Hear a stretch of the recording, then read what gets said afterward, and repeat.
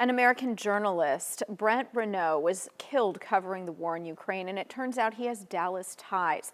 Ukrainian authorities aren't releasing details, but another journalist who was with him and survived a gunshot wound tells ABC News they were traveling together in a vehicle toward a checkpoint when Russian troops opened fire. The Associated Press reports Renaud was shot in the neck. He was a filmmaker working on a video project on refugees for Time Studios. Our Susanne Brunner is live in Dallas, and Susanne, he was exceptionally talented, apparently. Talented and just a kind person is what the people who knew him described to me. And Brent Renaud, he went to school at SMU. He graduated in 1994. And this morning I got a chance to speak with a couple of people who knew him. First, his professor at SMU, Dr. Bruce Levy, who said he was a compassionate person who was really involved in his community. He said that Renaud took part in the university's Inter-Community Experience program, where he and other students lived together in a Habitat for Humanity home and helped at-risk children and their families in the Garrett Park neighborhood. Dr. Levy said Renaud was an important member of that program, where he was very committed to his work and helping others.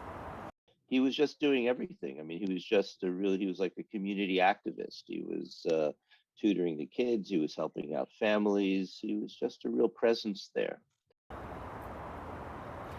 I also spoke with Renaud's friend of nearly 30 years, Thear Sy Suzuki, who's heartbroken over the news. She and Renaud went to SMU together and were a part of that community program where they organized a soccer team for children. Thear told me this morning they last texted each other last month, shortly before Russia invaded Ukraine, and she didn't know he was going to Ukraine. He was driven by his purpose of bringing stories to the world that people needed to know about, and he wanted to do it in a way that was truthful and meaningful, and he wanted people to see the impact that the wars or the homelessness or the drugs were having on the people, and the places that he would go to and the links that he would go to. I mean, I think very few people would be willing to do that.